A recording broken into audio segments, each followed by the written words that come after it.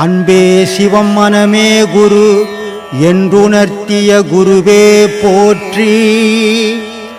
எனக்குள் இறைவனை உணர வைத்த குருவே போற்றி. சாவை போச்சு, கோயிலுக்கு போகலாமா?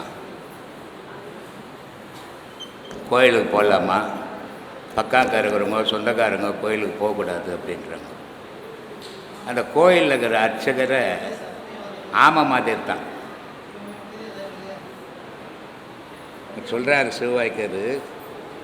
தூய்மை தூய்மை என்று உள்ளே தோண்டலையும் ஏழைகள் தீட்டு தீட்டுன்னுட்டு பேசிக்கின்னு தெரிஞ்சுன்னுக்கிறான். ஆனால் உண்மையான தீட்டு அங்கே இல்லை. அதனால் சொல்கிறார், தூய்மை தூய்மை என்றுள்ளே தோண்டலையும் ஏழைகள் தூய்மையான பெண் இருக்க தூய்மை போனது எவ்விடம்.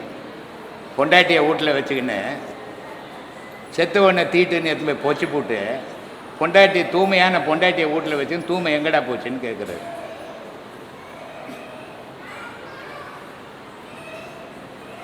அதனால் சொல்கிறார், தூய்மை தூய்மை என்றுள்ளே தோண்டலையும் ஏழைகள்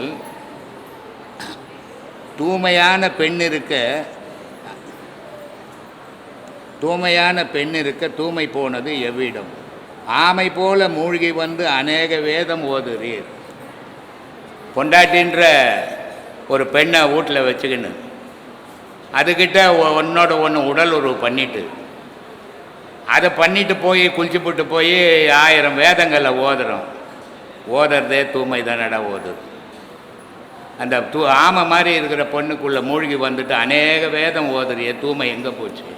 ஆனால் அடுத்தவனை பார்த்து தூய்மை இது தீட்டு அது தீட்டுன்னு சொல்கிறோம். தீட்டுன்றது ஒருத்தன் உயிர் போனால் எப்போ போச்சே போகிறோமோ தீட்டு அப்போவே போச்சு. அதுக்கப்புறம் அங்கே தீட்டும் கிடையாது, ஒரு வேலையும் கிடையாது. ஆனால் இது இந்த மக்களை பயம்புறுத்தி இது மாதிரியெல்லாம் மாற்றி வச்சுட்டாங்க. இதை அப்படியே விடாமல் ஜனமும் பிடிச்சி வச்சுருந்துக்குது. தீட்டுன்னு ஒன்று இல்லைன்னு சொன்னால் உயிரினம்னு ஒன்று இல்லை உலகத்தில். ஒரு பெண்ணுன்னு ஒன்று இது ஒருத்தர் இல்லைன்னு சொன்னால் உலகம்னே ஒன்று இல்லை. அதனால தான் ஆகாயத்திலேருந்து எந்த செடியும் முளைச்சி வராது, ஆகாயத்திலேருந்து எந்த உணவும் அறப்பறுத்து வராது. எல்லாமே மண் பூமியிலேருந்து தான் விளையுது. மனுஷனுக்கு தேவையான உயிரினங்களும் பூமியில் தான் பிறக்குது, மனுஷனுக்கு தேவையான உணவுகளும் பூமியில் தான் பிறக்குது. அதனால் இப்போ பூமி என்ன சொன்னால் பூமி தாய் என்ன பெண்ணுனுடைய வடிவம்ன்றாது. அந்த பெண்ணுனுடைய வடிவம்னு ஒரு பூமி இல்லைன்னு சொன்னால் உற்பத்தின்றதே ஒன்று உலகத்தில் கிடையாது. அப்போது அந்த பெண் எவ்வளோ உயர்ந்தவன், இந்த உலகத்தையே உற்பத்தி பண்ணி கொடுக்குறாங்க. யாரோ ஆண் எங்கேயோ ஒரு பொருள் எடுத்து வந்து கொடுக்குறாங்க ஒரு நாளைக்கு.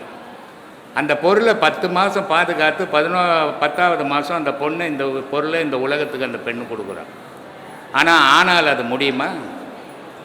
முடியாது. கொடுக்க தான் முடியும், வாங்க முடியாது. அப்போது கொடுக்குறவனும் தேவை, வாங்குறவனும் தேவை. 2 பேரும் இருந்தால் தான் செயல் நடக்குவாங்க. அப்படிப்பட்ட பெண்ணை வீட்டில் வச்சுக்கின்னு தீட்டு வந்துச்சு, கோயிலுக்கு போகக்கூடாது, குளத்துக்கு போகக்கூடாது. எவ்வளோ முட்டாள்தனம் இது, எவ்வளோ அறியாமை இது. அதனால் சிவவாய்க்கர் சொல்கிறாரு, தூய்மை தூய்மை என்றுள்ளே தோண்டலையும் ஏழைகள் தூய்மையான பெண் இருக்க தூய்மை போனது எவ்விடம். தூய்மையான பொண்ணு வீட்லேயே வச்சுன்னு எங்கடா போச்சு தீட்டுன்றோம். ஆமை போல மூழ்கி வந்து அநேக வேதம் ஓதுறீர் தூய்மையும் திரண்டுருண்டு சொற்குருக்கள் ஆச்சே. இப்போ நான் பேசிக்கிறேன், நான் ஒரு குருன்னு சொல்லிக்கிறேன், நீங்களும் சொல்கிறீங்க ஏதோ குருன்னிட்டு. ஆனால் இந்த குரு எப்படி வந்தார்னா அந்த தூய்மை திரண்டு வந்து தான் ஒரு உருவமாக நான் உட்காந்து நின்றுக்கிறேன். அந்த தூய்மைன்னு ஒன்று இல்லைன்னா, அந்த தீட்டுன்னு ஒன்று இல்லைன்னா எனக்கு உருவம் கிடையாது. உருவம் இல்லைன்னா நான் ஒரு குரு ஆகிருக்க முடியாது. இப்படி ஒவ்வொரு கோவிலில் இருக்கிற குருமார்களும் அவன் தாயினுடைய தீட்டில் தான் இருக்கிறான். அப்புறம் தீட்டு எங்கே போச்சு? நான் ஏற்கனவே கூட சொன்னேன், பெங்களூர்லேருந்து ஒரு பொம்பளை போய் ஐயப்பன் கோயில் சிலையை தொட்டு பிடிச்சின்னு காசிலேருந்து தண்ணி எடுத்துன்னு வந்து ஊற்றி கழுவுனாங்க. ஆனால் அங்கே இருக்கிற ஐயப்பன் கோயிலில் இருக்கிற பக்தர்கள்லாம் பொண்டாட்டி இல்லையா? அப்போ தீட்டு படாதா? இதெல்லாம் அறியாமை, ஊரை பயம் போடுறது, தெளிவு இல்லாத தனம். அந்த தெளிவு இருக்கும். யாருன்னா தொட்டா தீட்டு. இப்போ பார் ஷாப்புக்கு போய் வந்தால் குளிச்சுட்டு உள்ளே வரணும் அப்படின்னும். ஆனால் பார்பர் தொட்டான்றதுக்காக குளிச்சுட்டு உள்ளே வரணும்னு சொல்ல. அந்த முடி சிந்திடும், நீ சாப்பிட்றதுல போயிடும், குடிக்கிறதுல போயிடும். அதனால் அந்த முடியை பாத்ரூமில் குளிச்சுட்டு சுத்தமாக உள்ளே வரா அப்படின்னு வச்சான். சாவுக்கு போனீங்கன்னா சாவு முன்னெல்லாம் சுடுகாட்டு பக்கத்துலேயே ஒரு குளம் இருக்கும். இப்போல்லாம் குளத்தை தொத்து காம்ப்ளெக்ஸ் நிற்கிது. அப்போ அந்த குளத்தில் குளிச்சுட்டு வாடானா. ஏன்னா அந்த செத்த உடனே அந்த உடலுக்குள் வந்து இந்த நீர் கிருமிகளோடு சேர்ந்து வெளியே வரும். அதை தூக்கிறது தொடுறது, இதனால் அந்த கிருமிகள் வரும். அதனால் குளிச்சுட்டு வீட்டுக்கு வாடணும். சரி, குளிச்சுட்டு வந்த உடனே என்ன பண்ணிட்டேன்னா வீட்டுக்கு வெளியே ஒரு விளக்கு இருக்கும், அதை பார்த்துட்டு தின்னுறிட்டுன்னு வீட்டு உள்ளே போடணும். எதுக்குன்னா செத்தவன் கடவுளாகி வெளியே உட்காந்துங்கிறான், அதை கும்பிட்டுட்டு உள்ளே வீடு நல்லாயிருக்கும் அப்படின்றதுக்காக இதெல்லாம் வச்சாங்க.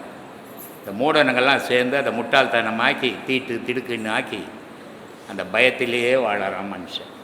அதனால் அந்த பயத்தெல்லாம் தூக்கி போடுங்க. எங்கள் அம்மா செத்துப்பட்டால் நான் மறுநாளே கோயிலுக்கு போயிட்டேன். எங்கள் அம்மா செத்துப்பட்டால் எண்ணெய் வைக்கணுன்னாங்க, நான் வைக்க மாட்டேன்ட்டேன். எங்கள் அம்மா செத்துட்டா நான் கொல்லி போடணும், நாங்கள் போட மாட்டேன்னுட்டேன். எங்கள் அம்மா செத்துட்டா காரியத்துக்கு ஐயர்கிட்ட போய் பொட்டு வச்சுக்கணும், வைக்க மாட்டேன்ட்டேன். ஏன்னா கடவுள்ன்ற பொருள் எனக்குள்ளே இருக்குதுன்னு எனக்கு தெரியும். அடுத்தவன் எனக்கு பொட்டு வச்சு நான் வாழ போகிறதில்லை. எனக்குள்ளே இருக்கிற கடவுளுக்கு நான் பொட்டு வச்சு வாழணும். அதனால தான் நெத்தியில் நீரிடுறேன், நெத்தியில் உணர்வை உண்டாக்குறேன். இதையெல்லாம் தெளிவான செயல்களை நம்ம செய்தோம்னா நம்ம அந்த மூட நம்பிக்கையிலேருந்து வெளியே வருவோம். தெய்வம் இல்லைன்றது மூட நம்பிக்கைன்னு நினச்சிக்காதீங்க, அது முட்டாள்தானம். அது தெய்வம் இல்லைன்னா நீயே இருக்க முடியாது, நானும் இருக்க முடியாது, இந்த உலகமும் நிற்காது.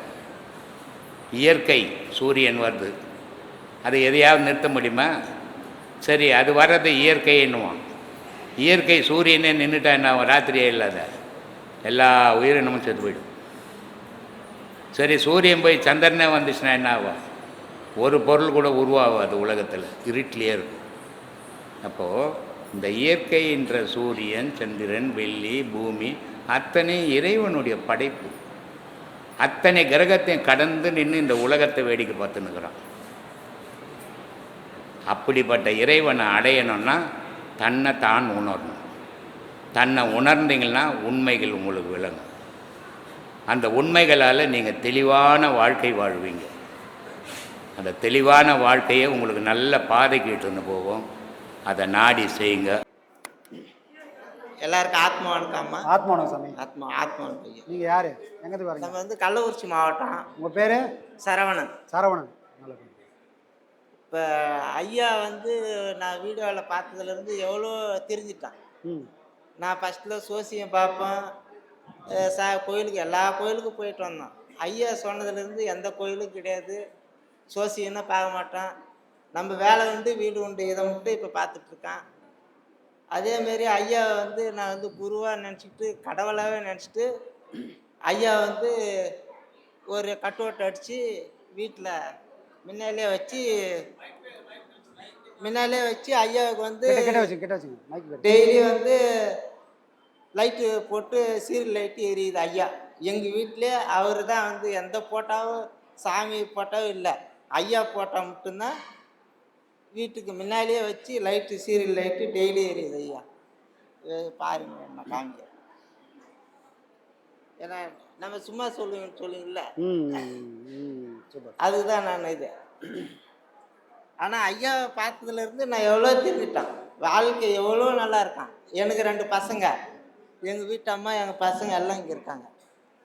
வா வா. இப்போ ஐயா நான் வந்து கள்ளக்குறிச்சியில் இருக்கிறதால நான் தனிப்பட்ட முறையில் இருக்கேன். இங்கே வரவங்கள 2-3 பேர் சேர்ந்தாங்கன்னா எனக்கு கொஞ்சம் தெம்பாக இருக்கும். ஐயா கூட நம்ம இருக்காங்க, இன்னும் 4 பேர் இருக்கான்ற எனக்கு ஒரு தைரியம் இருக்கான். நான் ஒன்றே போட்ட வச்சத்தில் இவனோட பைத்தியக்காரனை என்ன பைத்தியக்காரன் நினச்சிட்டு இருக்கான். ஆனால் அவனுக்கு தான் பைத்தியக்காரன் நான் நினச்சிட்டு இருக்கான். என்ன இதுதான் உண்மை. அவன் நினைக்கிறோன்னு நினச்சிட்டு போட்டிருந்தா நான் யாருக்கு அங்கே எங்கள் அப்பா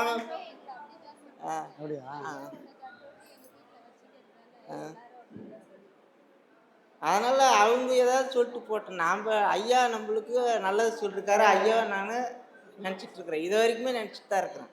என் உயிர் போகிற வரைக்கும் ஐயாவை நினச்சிட்டு காலத்தை ஓட்டிட்டு போயிடுவோம் ஐயா. ஏன்னா இப்போ இந்த கள்ளக்குறிச்சி மாவட்டத்தில் இருக்கிறவங்க யாருனா இருந்தாங்கன்னா அவங்க கூட ஃபோன் நம்பர் வாங்கி வச்சுட்டு பேசுவோம், ஏதோ நல்லது கெட்டது பண்ணிக்கலாம். ஏதாவது பண்ணிக்கலாம் ஐயா. நீ கள்ளக்குறிச்சி வைக்க எல்லாம் எனக்கு தெரியாது இல்லை. எனக்கு கள்ளக்குறிச்சி மாவட்டம்னா நம்மளுக்கு வந்து திருக்கோயிலூர் வட்டம் பாடியந்தல் கிராமம். திருக்கோயிலூர் வட்டம் பாடியந்தல் கிராமம். ஏன்னா எனக்கு ஆதரவு இல்லை. ஒன்றே சின்ன பையன்கிட்டே எனக்கு இது யாரை பார்க்குறது என்னான்னு தெரியல. அதனால் கூட இருந்தீங்கன்னா உங்கள் ஃபோன் நம்பர் கொடுத்துட்டிங்கன்னா நம்ம அப்படியே வச்சு பேசிக்கலாம். நம்ம எதோ பண்ணலாம் ஐயாவுக்கு. நல்லது நல்லது சார். ஆத்மா ரொம்ப சந்தோஷம், ரொம்ப சந்தோஷம். அவன் வாழ்ந்த வாழ்க்கைன்னு தான் சொல்லும். கரெக்டான வழியில் போனால் அவங்களை கிண்டல் பண்ணுறது தான் ஊரில் 1000 பேர் இருக்கிறாங்க. ஆமாம். தப்பாக போனவங்களை போய் யாரும் கேட்கவே மாட்டாங்க. அது இந்த ஊரோட இந்த உலகத்தோட நீதி. சரிங்க. அதனால் எதை பற்றியும் கவலைப்படாதீங்க. பையனை நல்லா படிக்க வைங்க. சரிங்களா? உங்களையும் நல்லா பார்த்துங்க.